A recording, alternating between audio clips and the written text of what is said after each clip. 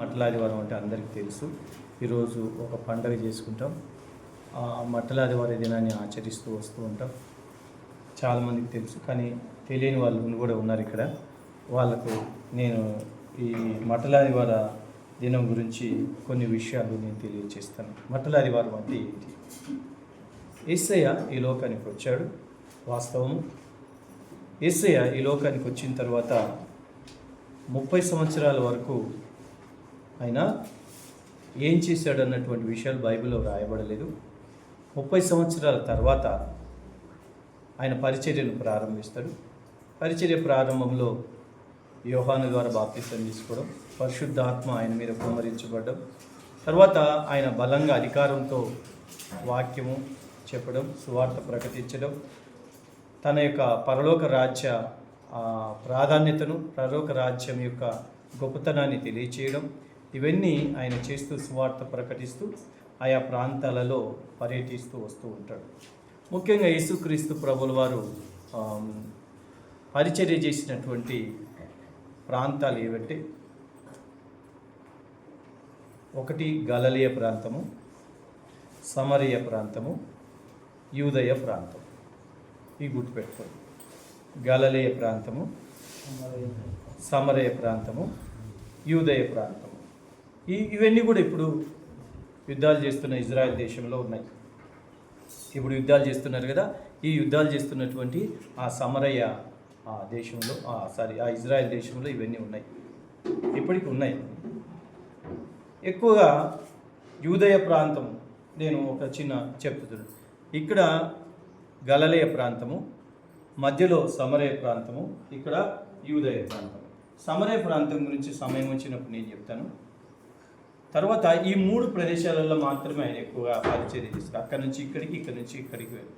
ఇక్కడ యూదయ కింది భాగంలో యూదయ ప్రాంతం ఉంటుంది. ఈ యూదయ ప్రాంతంలో యెరూషలేం పట్టణం ఉంటుంది.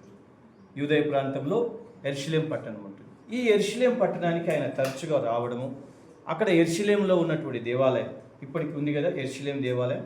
యెరూషలేం దేవాలయం ఇప్పటికంటే పడిపోయిందిలేండి, ఇప్పుడు శిథిలావస్థలో, జీర్ణావస్థలో ఉంది. అక్కడ ఉన్న గోడలు అవన్నీ ఉన్నాయి. ఎప్పుడు సొలొమోన్ మహారాజు కట్టించినటువంటి దేవాలయం. ఆ తర్వాత పడిపోతే మళ్ళీ దాన్ని పునరుద్ధరించినటువంటి దేవాలయపు గోడలు ఇవన్నీ కూడా ఇప్పటికీ ఉన్నాయి. ఈ దేవాలయం ఈ యూదయ ప్రాంతంలో ఉంటుంది. యేసయ్య అనేక సార్లు ఆ దేవాలయానికి వెళ్ళాడు. అక్కడ చాలామందికి సువార్త ప్రకటించాడు. ఆయన సువార్త ప్రకటిస్తూ ఉంటే కొంతమంది కోపం వచ్చింది. ఆయన సువార్త ప్రకటిస్తున్నటువంటి సందర్భంలో చాలామంది ఆయన చంపాలని ప్రయత్నం చేస్తారు. ఈ విధంగా రకరకాల ఇన్సిడెంట్స్ అన్నీ జరుగుతాయి.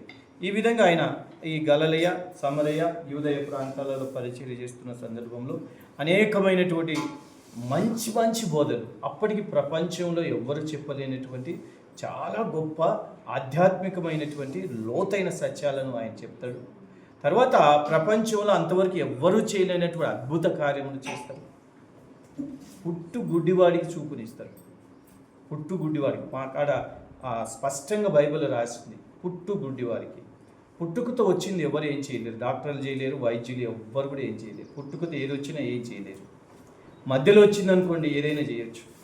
మధ్యలో చెవుడు వచ్చినా, గుడ్డితనం వచ్చినా, చెవిటితనం వచ్చినా ఏదైనా చేయరు. పుట్టుకతో వచ్చిందాలని ఏం చేయలేరు. కానీ యేసయ్య జస్ట్ ఆయన టచ్ చేసి మాట సెలవించగానే వారి స్వస్థత పొందుకున్నట్టుగా చూస్తాం. అలాగా అనేకమైన గొప్ప అద్భుత కార్యములు ఈ 3 ప్రాంతాలలో చేసుకుంటూ వచ్చాడు. అందుని బట్టి బాగా ఫేమస్ అయిపోయాడు యేసయ్య. ఫేమస్ అంటే బాగా ఆయన గొప్పవాడుగా ఎంచబడ్డాడు. తర్వాత వీటన్నిటిని చూసిన తర్వాత ఈ 3 ప్రాంతాలలో ఉన్నటువంటి వారు, ఈ గలిలయ, సమరయ, యూదయ, ఈ ప్రాంతాలలో ఉన్నటువంటి వారందరూ కూడా ఇజ్రాయెల్కి సంబంధించినటువంటి ప్రజలు, ఇజ్రాయెల్ సంతానం. ఇజ్రాయెల్ సంతానం అయినటువంటి వారికి ఒకటి ఉంటుంది, వారికి ధర్మశాస్త్రం ఉంటుంది. అంటే పాత నిబంధన గ్రంథం ఉంటుంది. పాత నిబంధన గ్రంథంలో వారికి ఒకటి ఉంటుంది, మెస్సయ్య అనే కాన్సెప్ట్ ఉంటుంది. ఏముంటుంది? మెస్సయ్య.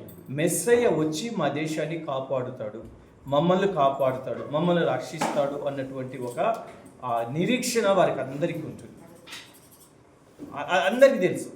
ఆ మెస్సయ్యను నేనే అని యేసయ్య అనేకసార్లు చెప్తే వాళ్ళు నమ్మరు. నువ్వు దేవుని దూషిస్తున్నావా, ఆయన నేరం మొక్క ఆయన చంపడానికి అనేక సందర్భాల్లో ప్రయత్నం చేస్తాడు. ఈ విధంగా ఆయన పరిచర్య 3.5 సంవత్సరాలు పరిచర్య చేశాడు. ఎన్ని సంవత్సరాలు చేశాడు? 3.5 సంవత్సరాలు పరిచర్య చేశాడు.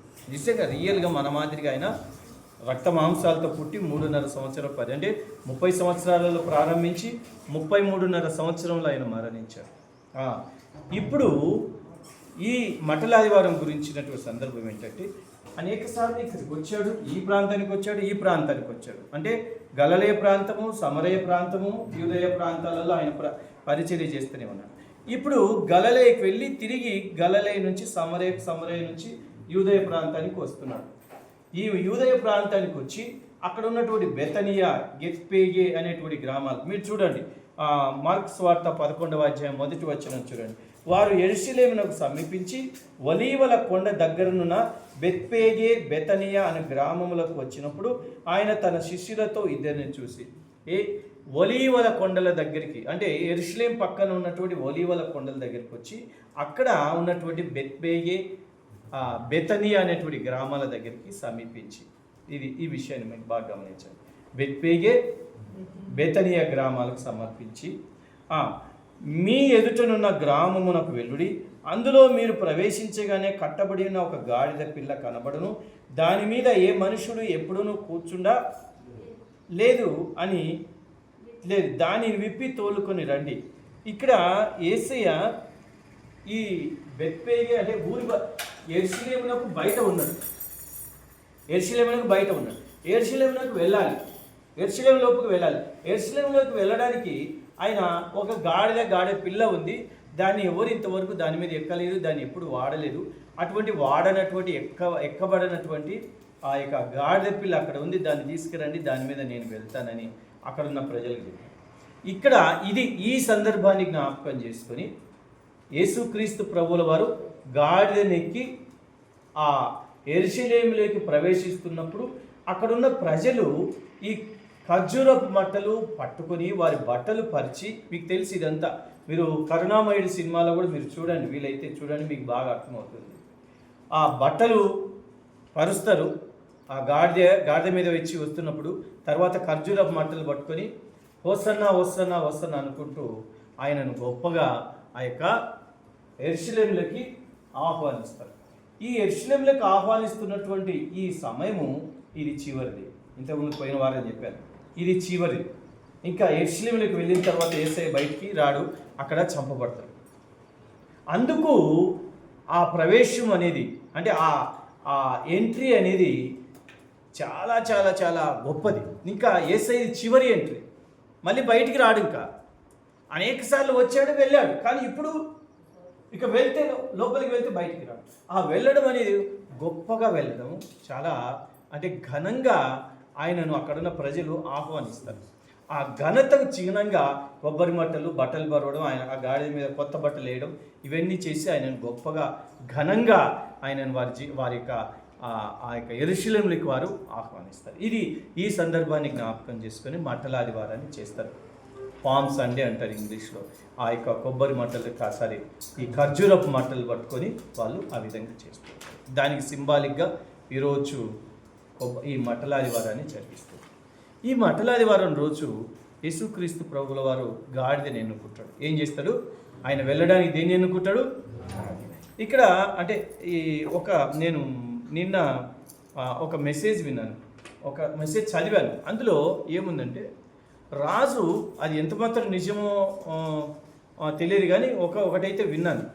రాజు, ఆ ప్రాంతంలో ఉన్నటువంటి రాజు, అంటే గాడిదలు అనేటువంటి వాటిని మనకి ఈ ప్రాంతంలో చాలా చిన్న చూపు చూస్తాం, అవునా?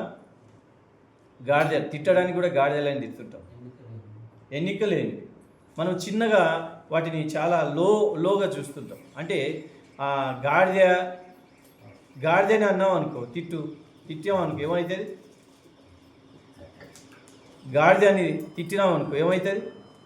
కోపం అవుతుంది కదా, కోపం అవుతుంది. అందుకనే తిట్టడానికి బర్రె, గాడిద ఇట్లాంటివి వాడుతూ ఉంటాం, కుక్కవరాను ఇట్లాంటివన్నీ వాడుతాం. ఎందుకంటే ఇవి నీచమైనవని, ఎన్నికలేనివని, వీటన్నిటిని మనం వాడుతూ ఉంటాం అనమాట.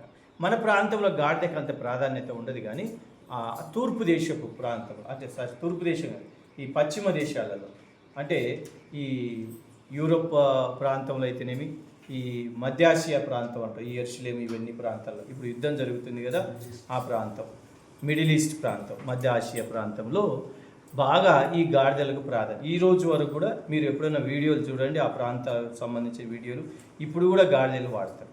ఇంకొక విషయం ఏంటంటే, అదే నేను చెప్పాను కదా, ఒక దాంట్లో చదివానని, రాజు యుద్ధానికి వెళ్ళేటప్పుడు గుర్రం మీద వెళ్తాడంట.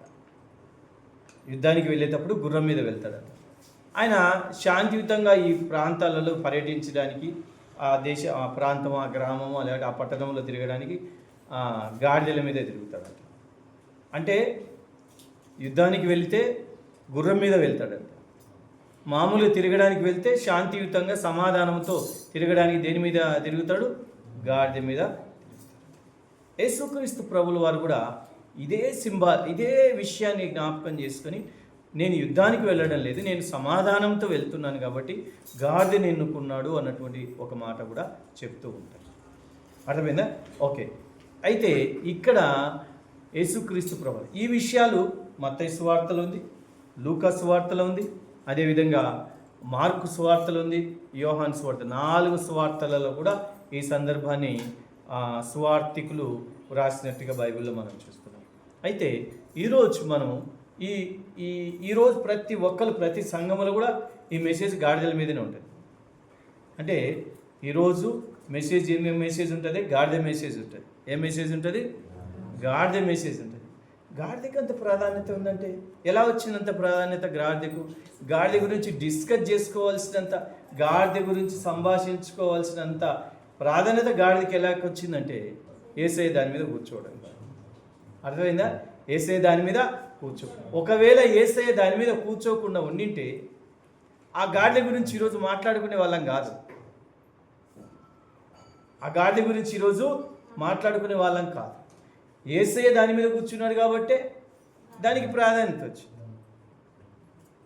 అలాగే యేసయ్య ఒక నావలో, ఒక పడవలో ఎక్కాడు. ఆ పడవ ఎంజాల్కి వచ్చింది, మన ఊరికి వచ్చింది. ఆ పడవని తీసుకొచ్చారు చూపియాలని. ఏం చేస్తారు మీరు? యేసయ్య ఎక్కిన పడవ మీ గ్రామానికి వచ్చింది, ఏం చేస్తారు మీరు?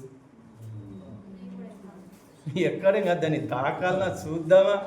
ఒకవేళ ఫస్ట్ ఏం చేస్తాం? దాన్ని తాకాలని ప్రయత్నం చేస్తాం. తాకనికి చేత కాలేదనుకో, చూడాలన్న ప్రయత్నం చేస్తాం, అంతే కదా? కనీసం చూడను, యేసయ్య ఈ పడవలో కాలు పెట్టాడంట. ఒకవేళ యేసయ్యను సిలువ వేసిన ఆ సిలువను తీసుకొస్తే తాకాలను, ముట్టాలను, దాన్ని చూడాలని, అది ఎట్లుంటుందో చూడాలన్నటువంటి లోపల ఒక విధమైన ఇంట్రెస్ట్ వస్తుంది. కాబట్టి ప్రియమైనటువంటి వాళ్ళారా, ఈ సమయంలో యేసయ్య ఏదైనా దాన్ని తాకాడు అంటే దానికి ఒక విలువ వచ్చేసి, గాడిదకు కూడా యేసయ్య దాని మీద కూర్చున్నాడు కాబట్టి గాడిదకు విలువ వచ్చేసి, గాడిద తృణీకరించబడింది, అది వెలివేసింది, దాని ఎన్నిక లేదు. అయినప్పటికీ గాడిదను ఆయన ఎక్కాడు కాబట్టి దానికి విలువ వచ్చేసింది, దానికి ప్రాధాన్యత వచ్చేసింది. ఈ విషయాలలో కొన్ని విషయాలు మీతో నేను షేర్ చేసుకోవాలని ఆశపడుతున్నాను. ఈ గాడిదకి సంబంధించినటువంటి విషయాలు, అవి కొన్ని విషయాలు నేను ఈ వాక్యంలో మనం చదవబడినటువంటి వాక్యం ద్వారా కొన్ని విషయాలు తెలుసుకుని నేను క్లుప్తంగా ముగించేస్తా. 11 అయింది, ఈ పాటికి మనం ముగించుకోవాలి. లేట్కి స్టార్ట్ చేసాం కాబట్టి నో ప్రాబ్లం, ఇంకొక ½ అన్ అవర్ అట్లా మనం ఉందాం, నో ప్రాబ్లం. ఇక్కడ మనము ఒక విషయాన్ని చూసుకుందాం. 2వ వచనం చూడండి, మార్కు సువార్త 11వ అధ్యాయము 2వ వచనం. మీ ఎదుటనున్న గ్రామమునకు వెళ్ళుడి, అందులో మీరు ప్రవేశింపబడగానే కట్టబడి ఉన్న ఒక గాడిద పిల్ల కనబడును, దాని మీద ఏ మనుష్యుడును ఎప్పుడునూ కూర్చుండలేదు. అక్కడ ఒక విషయాన్ని గమనించాలి. మొట్టమొదటి విషయం ఏంటంటే, ఎన్నుకోబడిన గాడిద. దేవుడు ఆ గాడిదని ఎన్నుకున్నాడు. ఊర్లో చాలా ఉన్నాయి, ఆ ఊర్లో ఒక్క గాడిదనే ఉంటుందా? మనలాంటి గాడిదలు చాలా ఉంటాయి, అవునా కాదా? గాడిదలు చాలా ఉంటాయి. అయితే దేవుడు ఎన్నుకోబడిన గాడిద అక్కడ. దాన్నే అక్కడ ఇంకొక స్పెషల్గా దానికి ఏమన్నాడు? దానికి ఒక పిల్ల ఉందండి. దాని గురించి కూడా మాట్లాడుకుందాం. దానికి ఒక పిల్ల ఉంది. ప్రత్యేకంగా మీరు వెళ్తే ఇక్కడ గాడిద ఉంటుంది, దానికి ఒక పిల్ల ఉంది. అది ఇంతవరకు కూడా ఎవరు వాడబడలేదు కదా.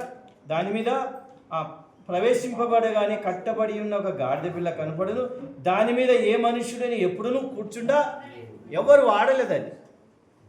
అందుకనే దేవుడు ఆ యొక్క గాడిద పిల్లని ఎన్నుకున్నాడు. అందుకే ఎన్నుకోబడినటువంటి గాడిద. మొదటగా చెప్పాను కదా, యేసయ్య దాని మీద కూర్చున్నాడు కాబట్టి దానికి విలువ వచ్చింది.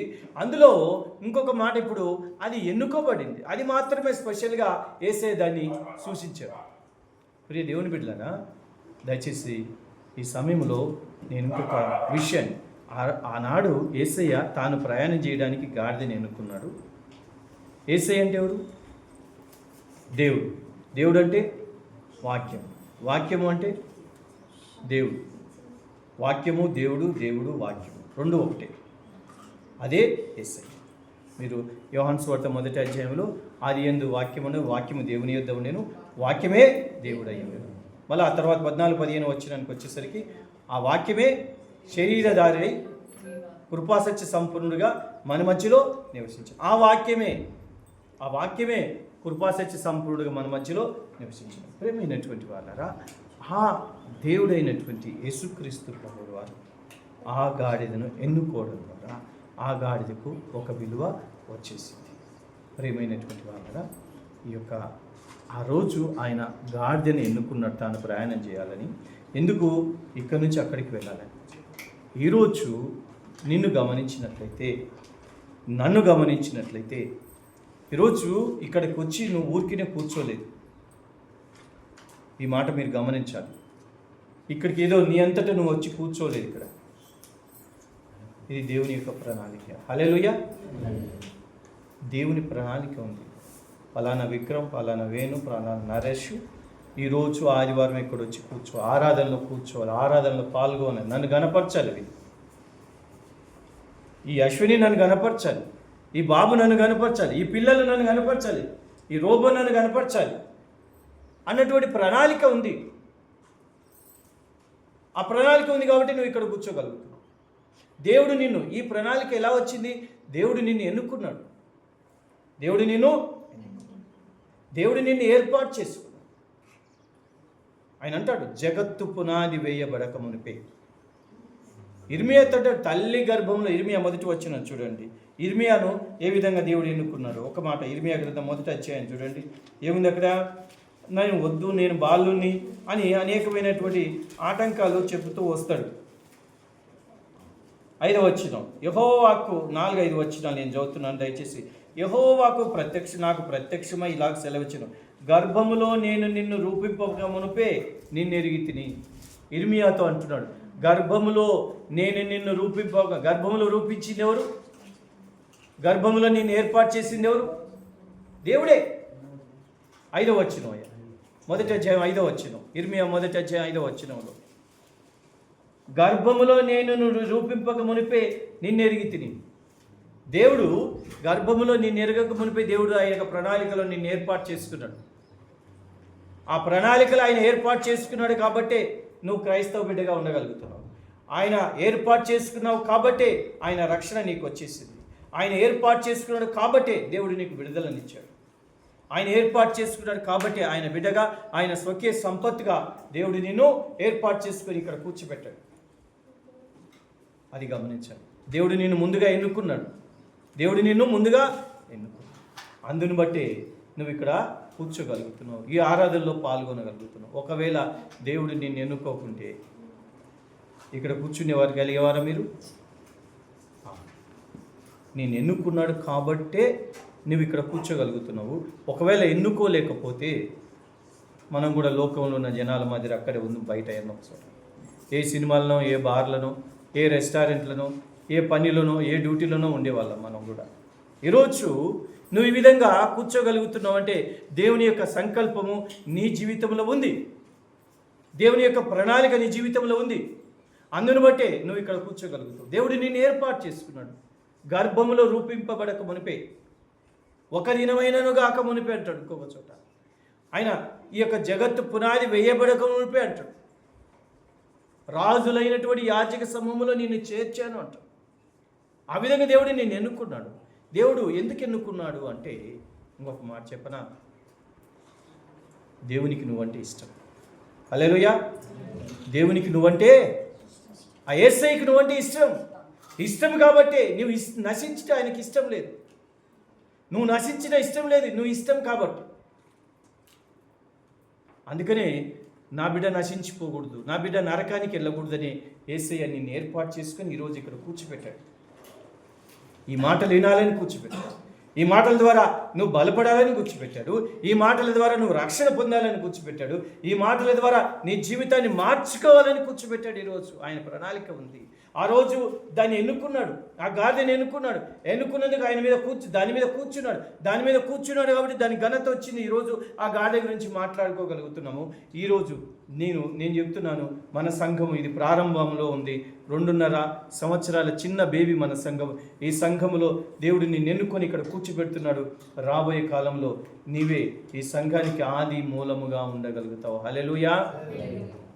ఆది మూలమైపోతావు నువ్వే. ఇక్కడ దేవుడు నిన్ను ఎన్నుకుంటున్నాడు కాబట్టి ఈ సంఘానికి ఒక మూల కంబముగా దేవుడు చేసుకుంటాడు, ఒక మూల స్తంభంగా చేసుకుంటాడేమో. అందుకే దేవుడు నేను ఇక్కడికి నడిపించుకున్నాడు. ప్రియ దేవుని బిడ్డలారా, నేను చెప్పే మాటలు అవాస్తవమైనవి కాదు, నేను చెప్పే మాటలు వాక్యానుసారమైన, నా సొంత మాటలు అయితే కానే కాదు. ఈ మాటలన్నీ కూడా వాక్యానుసారమైన. ఆనాడు ఆ గాడిని ఎన్నుకోవాల్సిన అవసరం ఏమొచ్చింది? దేవునికి నిన్నే ఎన్నుకోవాల్సిన అవసరం ఏమొచ్చింది? ఇంక లేరా వేరే వాళ్ళు? నీలాంటి వాళ్ళు చాలామంది ఉన్నారు. నీకంటే గనులు, నాకంటే అందమైనటువంటి వారు, తెలివి పంతులు, నాకంటే ఇంకా గొప్పవారు చాలామంది ఉన్నారు. వారందరినీ వదిలిపెట్టేసేసి నిన్నే ఎందుకంటే నువ్వు ఇష్టం కాబట్టి. ఆయన ఇంకొక మాట చూడుము, నా అరచేతులతో నేను నా మహిమాతో నిన్ను నిర్మించుకున్నాను, నా మహిమాతో నిన్ను రూపించాను, నీ తల్లి గర్భంలో నేను చేసింది నిన్నే, నువ్వు నాకు ఇష్టం కాబట్టి దేవుడు మనల్ని ఏర్పాటు చేసుకుంటాడు. దేవుడు మనల్ని ఎన్నుకున్నాడు. ఆ రోజు గాడిదని ఏ విధంగా ఎన్నుకున్నాడు, స్పెషల్గా అదే గాడిదని ఎందుకు ఎన్నుకున్నాడు, అదేవిధంగా స్పెషల్గా దేవుడు నిన్నే ఎన్నుకొని ఇక్కడ కూర్చోబెడుతున్నాడు, సంఘంలోకి రప్పించుకుంటున్నాడు. తన బిడ్డగా ఈ లోకంలో తన సాక్షిగా నిన్ను నిలబెట్టుకోబోతున్నాడు. హల్లెలూయా. రెండో విషయానికి వచ్చేస్తాం. ఇక్కడ మార్కు సువార్త 11వ అధ్యాయం వచ్చేద్దాం. 2వ వచనంలోనే, మీ ఎదుటనున్న గ్రామమునకు వెళ్ళుడి, అందులో మీరు ప్రవేశించగానే కట్టబడి ఉన్న ఒక గాడిద పిల్ల కనబడును. ఇక్కడ ఈ గాడిదలు మామూలుగా గాడిదలు ఎవరైనా కట్టేస్తారా? గాడిదలు కట్టేస్తారు ఎవరైనా? ఏ దేశంలో అయినా ఏ ప్రాంతంలో గాడిదలు కట్టేసి మేపరు ఎవరు. కొన్ని ప్రత్యేకమైన గాడిదలు మాత్రమే మేపుకుంటారు. కట్టబడినటువంటి గాడిద గ్రామం లోపల ఉన్నటువంటి గాడిద, గ్రామం బయట ఉన్నటువంటి గాడిద కాదు. గాడిదలకు ఒక అలవాటు ఉంటుంది, మీకు తెలుసా? నేను చిన్నప్పుడు మా గ్రామంలో, నేను పెరిగిన గ్రామంలో గాడిదలు విస్తారంగా ఉండేవి. అవి వాటికి ఏమొస్తాయో ఏమో కానీ మనం బాగా సైలెంట్గా కూర్చొని మంచిగా చెట్టు కింద చల్లగా కూర్చొని మాట్లాడుకుంటున్నాం అనుకో, ఆ పక్కకు వచ్చి బో అని మొత్తుకుంటాయి. అవునా కదా? ఎందుకు అరుస్తాయి అర్థం కాదు. గాడిదలు దాని మొత్తుకుంటాయి. గాడిదలు ఎట్లా అరుస్తాయి తెలుసా నీకు? రిక్కి గాడిద ఎట్లా అరుస్తుంది తెలుసా నీకు? తెలుసా ఎట్లా అరుస్తుంది చెప్పు? డాంకి ఎట్లా అరుస్తుంది? మీరు చూస్తే కదా గాడిదలను. గాడిద ఎట్టుంటుందో తెలియదు, గాడిద ఎట్లా అరుస్తుందో తెలియదు. పిల్లలు ఇట్లా అయిపోయినారు ఈ కాలంలో. ఓకే, అది తర్వాత అది ఏం చేస్తుంది తెలుసా? ఈ ఎండకు బాగా ఉన్నప్పుడు, ఈ మట్టి ఉన్నప్పుడు ఇట్లా వచ్చి పడుకొని ఈ పక్కకు దొల్లుతూ ఉంటుంది. చూసారు ఎప్పుడైనా గాడిదలు? బూడిదలో బూడిదే మట్టి దుమ్ము ఏదైనా ఉంది అనుకో వేడివేడిగా, ఇట్లా వండుకుని ఈ పక్కకు దొల్లుతుంది, ఈ పక్కకు దొల్లు. ఊరు బయట ఉన్నవి కట్టి వేయబడినవి ఈ విధంగా విచ్చలవిడిగా ఉంటాయి. అవునా? గాడిదలు ఇట్లా ఉంటాయి. అయితే యేసయ్య కట్టివేయబడిన గాడిదను ఎన్నుకున్నాడు. కట్టిన గాడిదనా, విడిచిపెట్టిన గాడిదనా? కట్టివేయబడిన. ఇక్కడ 2 రకాలుగా కొంతమంది ఈ ఆత్మీయంగా చెప్పేటువంటి వాళ్ళు 2 రకాలుగా చెప్తారు. ఒకటి, కట్టివేయబడింది కాబట్టి దానికి క్రమశిక్షణ ఉంది అని చెప్తారు. క్రమశిక్షణ ఉంది అంటే దానికి time to time food, time to time దానికి స్నానం, నీళ్లు అన్నీ క్రమంగా ఉంటాయి, సిస్టమేటిక్గా ఉంటుంది దాని లైఫ్. అందుకని గాడిదని ఎన్నుకొని ఉండొచ్చు అని కొంతమంది చెప్తారు. ఇంకొక విధంగా ఏం చెప్తారంటే కట్టివేయబడిందంటే దానికి స్వాతంత్రం లేనిది కాదు. స్వాతంత్రం లేదు దానికి. కట్టివేయబడకుండా వదిలేసింది ఏమయ్యేది? ఊరంతా తిరిగేది, ఇచ్చలవిడి తిరిగేది కదా. దానికి స్వాతంత్రం ఫుల్. ఎక్కడైనా అరుస్తుంది, ఎక్కడైనా పరిగెత్తుతుంది. ఎవరన్నా ఉండనియండి, రోడ్డు మీద మనం పోతున్నాం అనుకో, అవి పరిగెత్తుకుంటే ఎవరైనా అడ్డం వస్తే తగులుకుంటూ పోతూనే ఉంటాయి. ఎంతోమంది ముసలోళ్ళకు కాళ్ళు చేతులు ఇరిగిన సందర్భాలు చాలా ఉన్నాయి. గాడిదలు తగ్గి తంతది కూడా ఏదైనా చేస్తుంది, విచ్చలవిడిగా ఉంటుంది. ఇది క్రమం కలిగినటువంటి గాడిదని కొంతమంది అంటారు. కొంతమంది కట్టివేయబడింది కాబట్టి దానికి స్వాతంత్రం లేదంటారు. ఏది ఏమైనప్పటికీ దేవుడు ఆ గాడిదను మాత్రమే ఎన్నుకున్నాడు, కట్టివేయబడిన గాడిదను. ఒకవేళ నీవు కూడా దేని చేతనైనా కట్టివేయబడి ఉన్నావేమో. దేని చేత కట్టివేయబడి ఉంటాం మనం? దేని చేత కట్టివేయబడి ఉంటాం? నేను మొన్న మా పాస్టమ్మతో చెప్పుకున్న ఒక మాట చెప్పాను. ఒకవేళ మిమ్మల్ని పెళ్ళిగిన చేసుకోకుండా ఉండింటే, జాయమ్మ కూడా లేకుండా ఉండింటే, నేను ఎట్లా పోదునో తెలియదు మీకు. బైబిల్ సంకలు వేసుకొని ఏ ఊరైనా వెళ్ళిపోదును, ఎంత దూరమైన పోదును, ఎన్ని రోజులైనా అక్కడ ఉండేవాడిని. ఇక నాకేముంది? నాకేం కట్టుబాట్లు ఏం లేవు కదా. ఇచ్చలవిడికి వెళ్ళిపోవచ్చు, స్వతంత్రంగా పోయి ఎన్ని రోజులైనా స్వార్థ ప్రకటించి రావచ్చు అని చెప్తుండేవాడిని. నాకు ఒక కట్టుబాట్లు అయిపోయి వచ్చాయి. ఏంటిది? కుటుంబం, కుటుంబం, బాధ్యత అనేటువంటి కట్టు. తర్వాత కులం అనేటువంటి కట్టు, సమాజం అనేటువంటి కట్టుబాట్లు, తర్వాత మతం అనేటువంటి కట్టుబాట్లు. ఈ విధంగా రకరకాల విషయాల చేత, అంశాల చేత కట్టబడి ఉంటాం మనం. కొంతమంది తాగుడు చేత కట్టబడి ఉంటాడు, కొంతమంది విచ్చలవిడిగా తిరిగట కట్టుబడి ఉంటాడు, కొంతమంది డ్రగ్స్ అలవాటై కట్టుబడి ఉంటాడు, కొంతమంది పేకాటకు అలవాటై కట్టుబడి ఉంటాడు, కొంతమంది జూదానికి అలవాటు పడి కట్టుబడి ఉంటాడు. ఈ మధ్య కాలంలో ఈ ఫోన్లు వచ్చిన తర్వాత ఏమైనాయి? గేమ్స్, ఆన్లైన్ గేమ్స్తో అయ్యా ఫ్రీ ఫైర్, పబ్జీ అయితే పర్లేదు, కొన్ని డబ్బులు పెట్టి ఆడే ఉంటాయి చూడండి. అయ్యా పోలీసు అని చెప్పాలి. బెట్టింగ్ యాప్స్ ద్వారా కట్టబడి దాంట్లో నుంచి బయటికి రాలేరు. ఇప్పుడు 1000 రూపాయలు పోగొట్టుకున్నాను, నేను 1000 రూపాయలు ఇంకా 2000 పెడితే ఆ 1000 కూడా వస్తుందని ఇంకా 2000 పెడతాడు, 2000 పెడతాయి, 4000 పెడితే ఆ 2000 కూడా వస్తాయి, మొత్తం పోగొట్టుకుంటాడు. ఈ విధంగా అనేకమైనటువంటి అలవాట్ల చేత, అంశాల చేత కట్టుబడి ఉంటాం మనం కూడా. అనేకమైన అంశాలు, కొంతమంది సినిమాలు, కొంతమంది సీరియల్స్, కొంతమంది రకరకాలైనటువంటి విషయాల చేత కట్టుబడి ఉంటాం.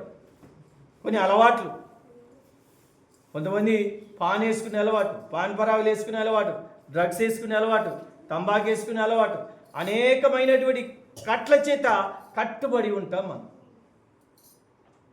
నువ్వు దేని చేత కట్టబడి ఉన్నావు? నాకు ఒక బలహీనత ఉంది. నా బలహీనత చెప్తావా జయమ్మ?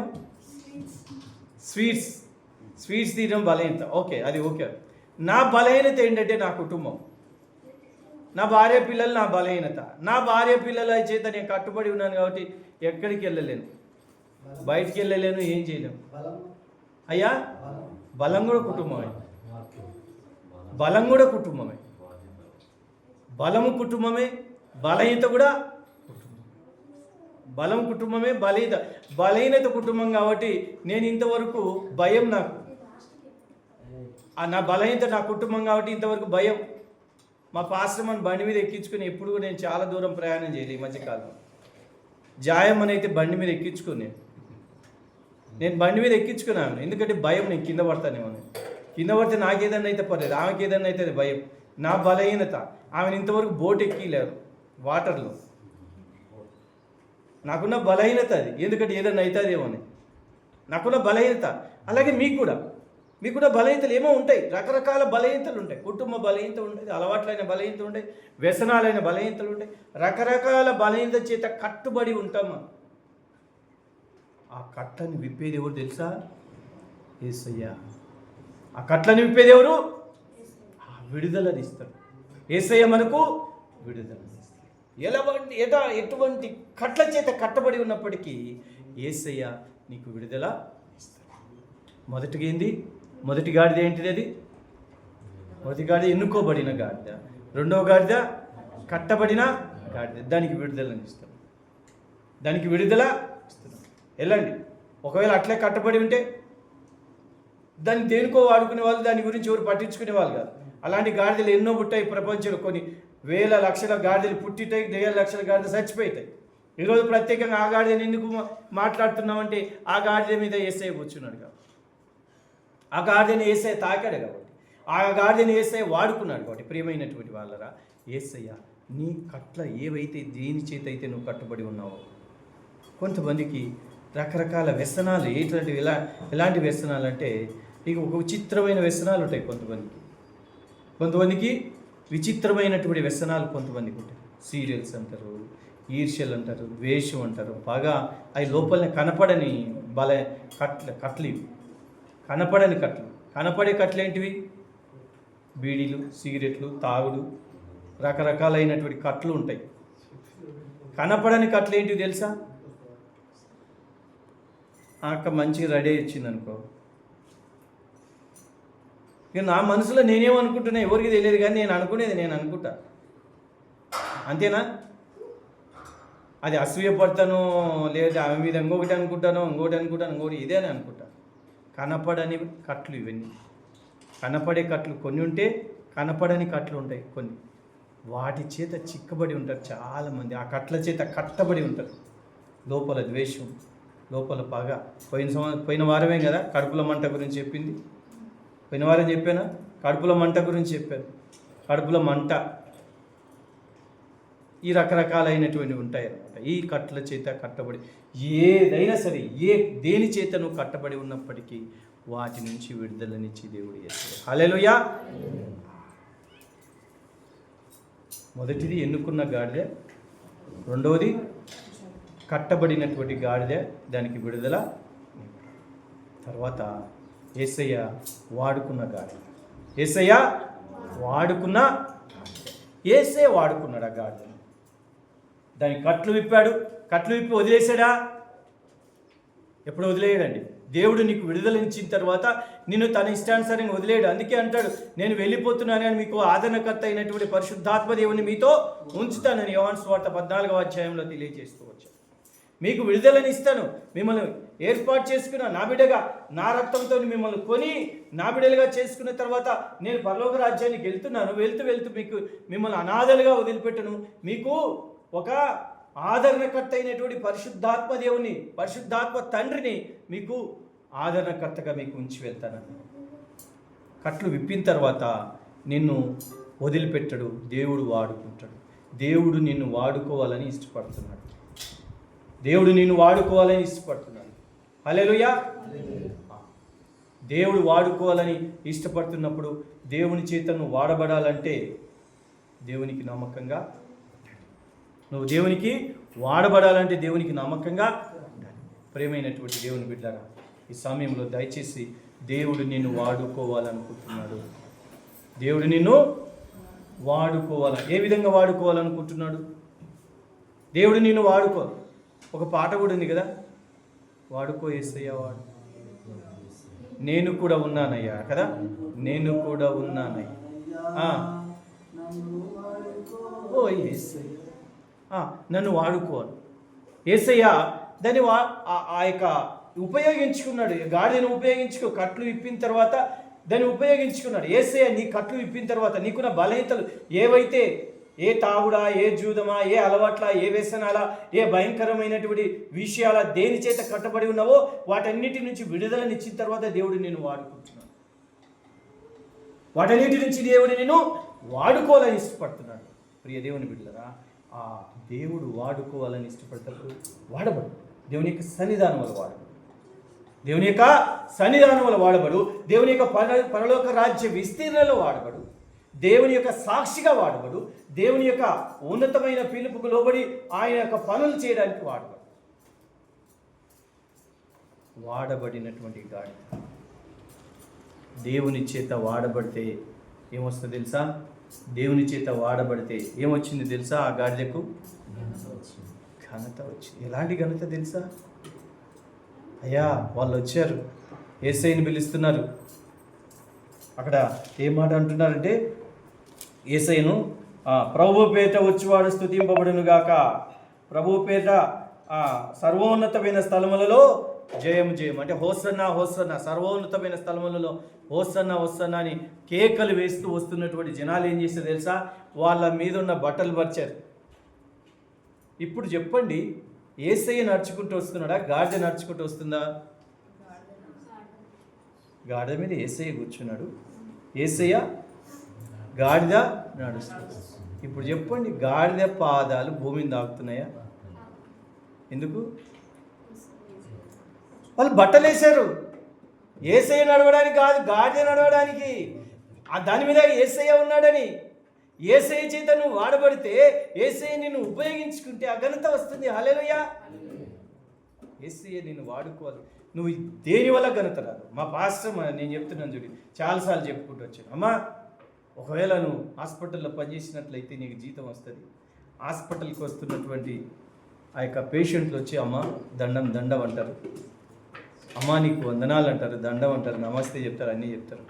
కానీ నువ్వు పాస్టర్ అయితే తెలుసా, లోకమంతా ఘనత ఇస్తుంది నీకు. నువ్వు దేవుని చేత వాడబడితే లోకమంతా ఘనత ఇస్తుంది. అవునా కాదా? అక్కడ నువ్వు చేస్తున్న జాబ్ కంటే ఇక్కడ నీకున్నటువంటి ఇక్కడ వాడబడడం ద్వారా ఘనత ఎక్కువ వస్తుంది. అవునా కాదా? అవునండి, వాస్తవమేనా? బయట నీకు ఉన్నటువంటి ఘనత కంటే నువ్వు దేవుని సన్నిధానంలో, దేవుని యొక్క పరిచర్యలో ఒక పాస్టర్ యొక్క ఏమంటారు సతీమణిగా, ఒక పాశ్రమగా ఉండడం గొప్ప ఘనతనిస్తుందమ్మా. ఒక పాశ్రమే కాదండి, క్రైస్తవ బిడ్డగా సంఘంలో నువ్వు వాడబడితే, క్రైస్తవ బిడ్డగా సంఘంలో వాడబడితే, క్రైస్తవ బిడ్డగా దేవుని యొక్క సాక్షిగా వాడబడితే, క్రైస్తవ బిడ్డగా దేవుని యొక్క ఒక పాత్రగా నువ్వు వాడబడితే, క్రైస్తవ బిడ్డగా ఆయన యొక్క రాజ్య వ్యాప్తిలో నువ్వు వాడబడితే గొప్ప ఘనత, దేవుడు ఉన్నతమైనటువంటి స్థితిని దేవుడు నీకు అనుగ్రహిస్తాడు. అడుగు వాటన్నిటికంటేను, ఊహించి వాటన్నిటికంటేను అత్యధికంగా చేయగలదు. నిన్ను ఘనపరచలేడా? నీకు ఘనత ఇవ్వలేడా? ఇస్తాడు. ఆయన నన్ను ప్రేమిస్తున్నాడు కాబట్టి నేను అతన్ని ఘనపరిచేది. నన్ను ప్రేమిస్తున్నాడు కాబట్టి నేను అతన్ని ఘనపరిచేది. రే దేవుని బిడ్డలారా, దేవుని చేత వాడబడు, ఏ విధంగా వాడు, ఎలాగైనా వాడు. నీవు దేవుని సన్నిధానంలో, దేవుని రాజ్యవ్యాప్తిలో, దేవుని సాక్షిగా, అనేక రీతిలుగా దేవుని చేతిలో నువ్వు ఏ విధంగానూ వాడబడు, ఘనత అనేది నీకే వస్తుంది. హల్లెలూయా. దయచేసి దేవుడు వాడబడినటువంటి, యేసయ్య వాడబడినటువంటి గాడిద నువ్వు ఏ విధంగా వాడబడతావు వాడు. నేను ఒక సాక్ష్యం చెప్తాను.